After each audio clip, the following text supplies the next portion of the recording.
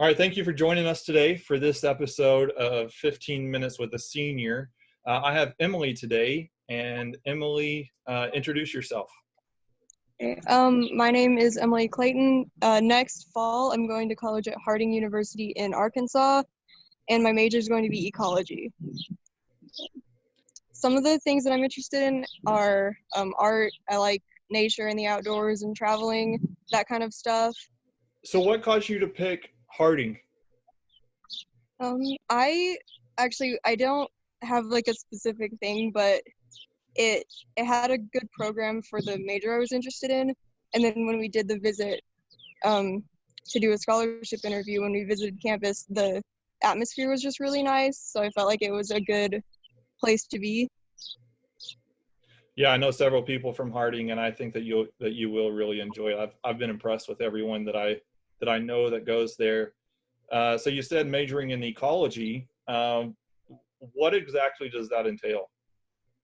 That's basically the cool part of biology. It's like the part of biology that's doesn't have to do with like cells and that kind of boring stuff, but it's like animals and plants and the environment and like how all of those things relate to each other and sort of that side of biology. Okay, so you say that you like wildlife. I know that you like to go fishing. Yeah. Do you have an area in this that you like to go fishing the most? I recommend Lake Meredith. That's my dad's favorite too, but it's pretty good. Okay, anything in particular that I can expect to catch there? Uh, Now this is gonna be like weird and nerdy now. Right now there's walleye, but those will be about gone by the end of the month. And then there's also I think a couple kinds of bass and catfish they're pretty good there. Now Okay. I sound like my dad. No, that's great. That's something like for me, I go fishing and I rarely catch Yeah. anything, so I need help with that. So in regards to fishing, um, I've been taking Carson a lot. Do you have advice as far as taking someone new fishing, bait, whether it's from bait or anything like that? Hmm. Probably if you just go with like the little pond at the park in town, probably just like a little piece of cut up hot dog on a hook would be decent bait for there. And yeah, a lot of times if you cast up into like the reeds along the shore and stuff, you'll have a pretty good chance of catching something in there. I haven't I don't think I've ever taken somebody for the first time actually, so I don't have advice specifically for that, but Okay. Okay. fishing advice in general. Right. No, that's good. That's what I'm looking for. I uh, appreciate that advice. So, at what point did you start seeing ecology as a possible path for you? I don't remember. I want to say within the last couple of years. I honestly don't remember how long it's been. Okay. I figured that it's probably, you have an advantage with what your dad does, that Yeah. you saw it, that it could be a career path, but yeah, I didn't know if that's something that you've always had an interest in or if that has been Yeah, something. I've always had an interest, but I didn't always want to do it for a career, but I don't remember um how long ago I decided that maybe that would be a career option. It's because I don't have the best memory for that kind of stuff. So I've been using these videos to kind of give it a chance to give a shout out to members that possibly had a huge impact or that had an impact on your life and shaped into who you are. And so, do you have people within the congregation that you feel maybe they took a special investment into you or anything like that? I want to give a shout out to everybody in the youth group and everybody involved with that because that's been really a big deal for me in my life.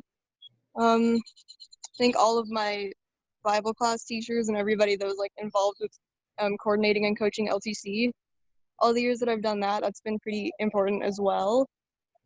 And yeah, I think mostly just like my teachers and the people that have been in charge of a bunch of the different events that I've been in.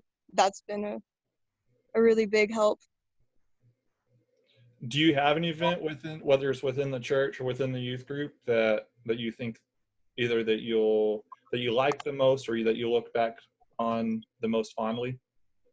Definitely my favorite has been Blue Haven, but I don't know if that counts as specifically a youth group event, but that's definitely been my favorite thing that I've done through the youth group. Okay. So during this pandemic, we've been in isolation, and so what does that look like for you? I've been going on a lot of walks and climbing more trees than usual. I'm in a tree right now, and hopefully I don't fall out of it during this recording. But yeah, I've gone on a lot of walks, let the wind die down.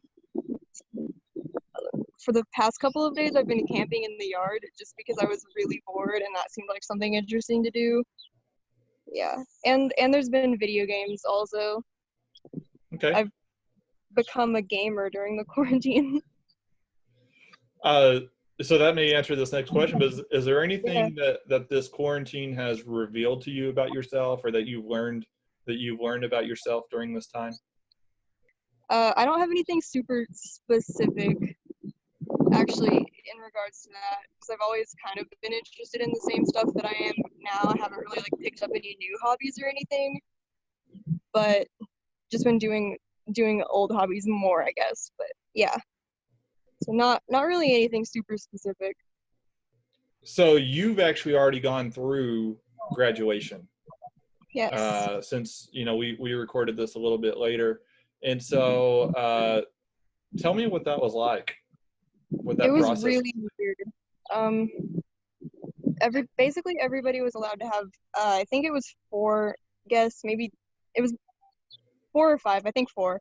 Um, you were allowed to have that many guests, and you would go in and like grab your stuff, grab like your honor cords. That's what they're called. You'd get those from like a table, and then you'd go in and get your photo done, and then you'd like walk the stage completely by yourself, which was super weird. Like the only people in the audience were your 4 guests and like some staff members. So it was really weird, kind of disappointing, honestly, just because we didn't really get to like celebrate the way that we always thought we would. But mostly it was just really weird to go in and do that all by yourself and have it be done in like 5 minutes instead of having the whole big ceremony like you're supposed to get. So, and then they haven't streamed it.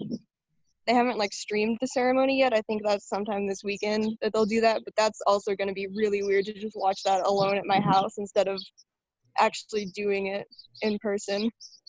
Yeah, and I thank you for expressing that disappointment, and being honest with that, because that's a big deal of this. This is a big milestone, and so, but I do want you to know that this congregation is, we're wanting to do something special, and that we hope that you can feel the love of this congregation. Oh, thanks. If you could go back in time and meet with any of the characters in the Bible, who would that be and why? I think definitely the number one answer is Jesus, obviously, for obvious reasons. But then, like, my number 2 more serious answer, I guess, would probably be Paul/Saul. I think it'd be cool to just hear about the transformation and how it feels, I guess, to have your life changed so drastically and suddenly like that. I think that'd be a cool thing to get to talk about like firsthand. Yeah, I definitely think so. I think he's been a popular choice among a lot of people that would like to go back and just see what that transformation looks like, and how people actually responded to that. And so my last question for you is, as people get to know you better, uh, what do you think surprises them that they may have gotten wrong on a first impression about you? I think one of the biggest things is I'm just not great at talking to people that I don't know super well. But then like once I get to know somebody better, I get a lot better at talking to them. And so a lot of times people are like, oh, I didn't expect you to be this like talkative or this funny or anything like that.